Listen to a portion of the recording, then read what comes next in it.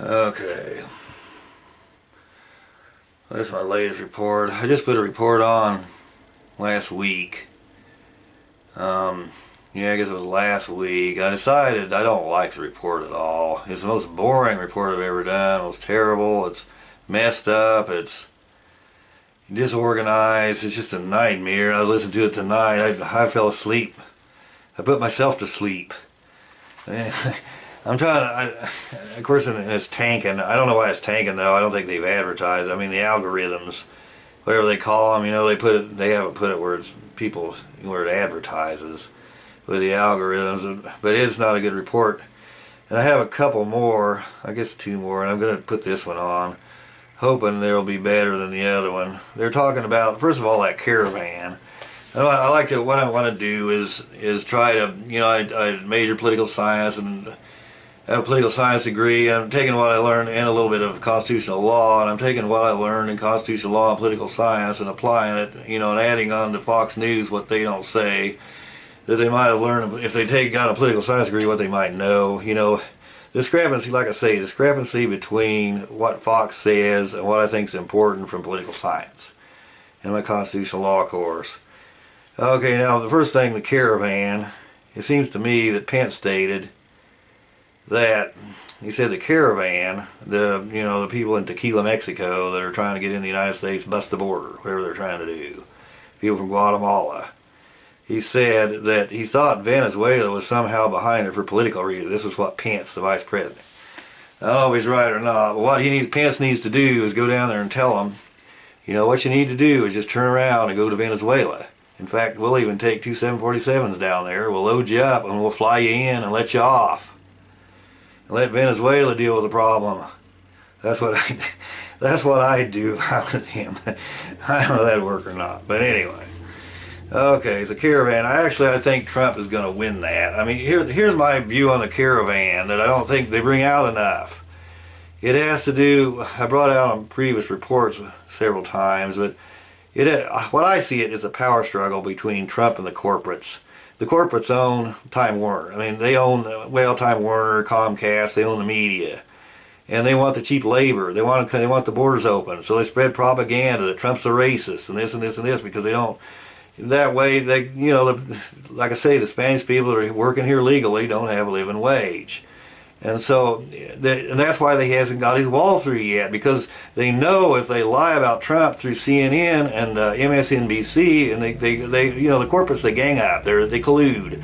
They know if they keep lying through CNN, it's like a negative campaign ad constantly, and it lowers his approval rating. And the campaign money is the only thing that runs Congress, and that's why they've kept the wall out of there this time. The campaign money is on both sides, the Republicans and the Democrats.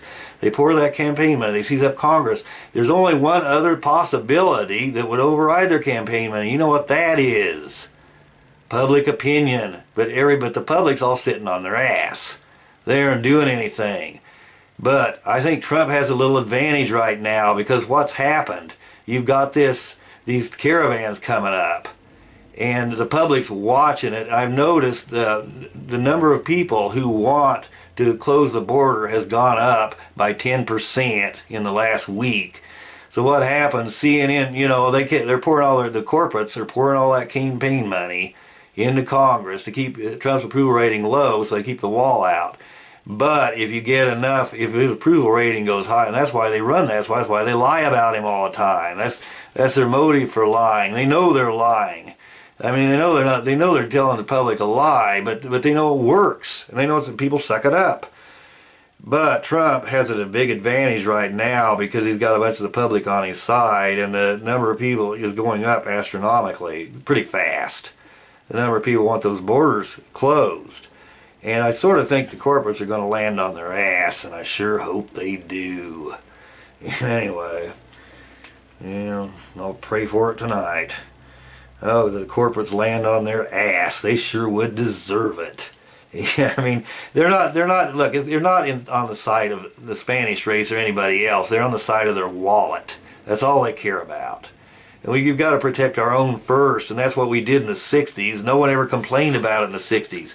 The only reason they complain now is because the corporate's constantly getting through CNN and saying that Trump's a racist, and all this is scaring everybody. You know, the sky's falling. It scares everybody, and they're making everyone that sucks that up is shooting themselves in the foot, and that's exactly what the corporates want you to do. Okay, now this Chief Justice Roberts thing. And Chief Justice Roberts came out and got into it with Trump, and Trump, let's see. Trump said, talking about the darn Obama judges in the Ninth Circuit. And then Roberts comes back, the Chief Justice, and he comes back and says, we don't have Obama judges, we don't have Bush judges, we have people that are good faith, interpreting the Constitution in a vacuum, you know, fair, objective, and doing our level best. Okay, that Chief Justice Roberts, he's no more right there than the man in the moon. And this is what I think Trump should have told Roberts. Look, we don't have Bush judges. You're a Bush justice if ever there was one. Look, President Bush had an oil business, and he's worried about electric cars taking it over. And so what did he do? He put 2 corporate lawyers in the Supreme Court to get rid of McCain-Feingold, which put limits on campaign money. Well, what happened? They got in there, and that's the first thing Roberts did. He got in there, threw off McCain-Feingold, said it was unconstitutional, when it wasn't unconstitutional any more than the man in the moon. But he wanted to help Bush with his oil business. But that's why he's there. Yeah, to protect Bush and that oil business. Well, look what happened. They threw off McCain-Feingold. You have people coming in to Nebraska, Kansas, keeping the Tesla out. They come in to the state legislature, and they make laws against the Tesla. And they use their campaign money to do it. They don't even live in Nebraska. They don't even live in Kansas. They shouldn't have any more right to come in there than the man in the moon. They come in there, they throw off the Tesla. What does that do? That helps Bush oil business. And you're trying to tell me that when you overturn McCain-Feingold, you are not in bed with Bush and corruption and corporate. He's been a corporate lawyer. That's all he's ever been. So he's as corrupt as can be, and Trump has every right to complain, and he's really the kingpin of the campaign finance system. Look, it was Chief Justice Roberts, basically, that caused the big recession we just had, the big depression. Because what happened? You had the banks, and the Dodd-Frank was being violated, and you had loopholes like Robert Reich said, so big they could drive their Ferraris through them. You had these big loopholes, and that's why the Merrill Lynch crashed. That's why the banks crashed, and that's why General Motors had to ask for a big handout. It wasn't General Motors' fault, it was the banks, and they weren't controlling the banks because they have all that campaign money. They come in there with the campaign money, they can't do anything because they have to have that campaign money to get reelected. And so it was really, and what happens when you do that? Government doesn't meet the needs of the people, and that's why we threw off the British government, and that's in the Declaration of Independence. And if you have enough tent cities in Nevada and California, and people living in their car, or people working 3 jobs to make it, government is not meeting these. If we don't have the standard of living we had in 1958 before campaign finance corruption, eventually the government will probably be overthrown if it gets bad enough. And Chief Justice Roberts, when he ruled against the Citizens United case, okay, this is what he's doing. That's what happened. It created the big depression we had, and he's responsible for it, and Trump needs to tell him. He's the one that's behind that. And the only way we can, let's see, it affects when he did that, it affects the, not only the standard of living, but basically the capitalist system doesn't work right. You don't have real capitalism, and you don't have democracy, you don't have one man, one vote, all those things. That's what Chief Justice Roberts did. And, let's see. And let's see, I'm lost.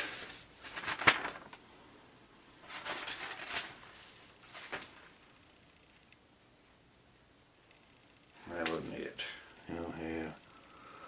Okay, now you also have the problem with the Ninth Circuit Court. Also, you have the problem where they talk about legislating from the bench. And that has to do with, that's what they're arguing over, Trump and Roberts. With legislating from the bench, what that means is, you basically, when Roberts goes against the Constitution, it's really liberal expanded, that's what I was going to say, I lost my train of thought. Liberal expanded interpretation of the Constitution, which means they're enforcing the letter of the Constitution rather than the spirit of it. And what Chief Justice Roberts did, and when he ruled in his United case, was to uphold the letter of the First Amendment rather than the spirit. Well, the spirit is more important than the letter. Because when what happens if you uphold the letter of it, there's usually an axe to grind. There's usually an ulterior motive. And what does that do? That affects democracy. That takes the power away from the people, puts it in the judiciary, where it shouldn't be. And when you talk about the First Amendment, that's what I try to point out in that last, the First Amendment, the spirit of the First Amendment is upheld if you have limits on campaign money, because you don't have relative voices that drown out the smaller voices. So the spirit of the First Amendment is upheld. But if you get away with Citizens United, if you do away with it, you have the relative voice. You have some voices that aren't heard at all because people don't have campaign money. So therefore, the spirit of the First Amendment is violated. And it's called liberal expanded interpretation of the Constitution, and that's exactly what Roberts did, and he's more guilty of that than any other, probably any other. He's the kingpin of campaign finance corruption, really, than any other person in the United States. And Trump needs to tell him. Somebody needs to let him know he's just way off. The Supreme Court is dysfunctional, as Oprah calls it. It always has been. And like I say, when you have, the other thing I was going to bring out is like when you have parachute jumping, and let's see, where they have to jump together. Well, that was the judiciary that did that. But what they do, they raise the ceiling on the lawsuits. So someone sues and somebody gets hurt, and so it goes way up. Well, they don't like parachute jumpers, they think it's dangerous, so they flip you over 3 times, so it scares everybody and they quit. But it has to do with, but the judiciary put that through. You used to be able to jump by yourself the first time. That ought to be a person's right, but the companies get sued that do the parachute jumping. And even HW was jumping with someone else. He did that in the military. Why didn't he jump by himself? But it's because the judiciary came in and stopped it. And they made Montana set a speed limit, so they sue the state. The people can sue the state of Montana, I suppose, for the speed limit being too high. So they had to set a speed limit. That's legislating from the bench. What does it do? It takes people's democracy away. It takes their one man, one vote away. It makes the judiciary too strong. And apparently Chief Justice Roberts believes in a totalitarian judiciary because he's the one that said, someone complained about the King Feingold, and he goes, well, if you don't like it, it's just too bad. What does that sound? That sounds like a dictator. It sounds like Chief Justice Roberts supports a dictatorial Supreme Court. Okay, I guess I said everything on that. And then the other thing I wanted to talk about, he's not in the public interest. He's legislating from the bench. Okay, I guess I got all that. They asked the Duck Dynasty guy on there. They had the guy from Duck Dynasty, and they said, why don't you sell Trump's capitalism? The capitalist system versus Ocasio-Cortez and socialism. I wish they'd asked me that. I thought I could kind of answer that question. If I can find it. I lost again. Okay, well, I used to ask the question, is horizontal, try to sound smart, but just to be funny, but is horizontal diversification and vertical integration, are they detrimental to competition, incentive, and technological advancement? How and in what way? Ask Hillary that and see if she can answer it. I bet she can't. Those people, those outnumbered that comes on Fox in the middle of the day, I like to ask any of them see if they can answer that question. I bet they can't. And the other thing is, ask any of them to define capitalism. I don't think they can even do that, but the thing is, right now, we don't have, everybody complains, they say the system, capitalism doesn't work. And where you could sell Trump's capitalism, we don't have real capitalism now. We had real capitalism in the 50s and 60s, and that was because of FDR. But you have to have liberal ideology for capitalism to work. That means you need trade unions. And that has to do with how capitalism works and how it keeps us ahead technologically of other countries, how it brings wealth into the country, and how we get a good ratio of imports and export and a good trade balance. But all those things have to do with the capitalist system, but it takes liberal ideology. One, you have to You can't have, you have to be able to stop mergers. You have to have antitrust laws. And you have to have increased competition. And the farther you increase competition, the more the capitalist system works, the more wealth we have in the country, the higher standard of living every individual has, the better ratio of imports and exports. And what I said before, you have several catalysts. I mean, there's several things that increase. You have to have realistic prices and technological advancement and competition. You have to protect competition, and that takes a liberal ideology to protect competition.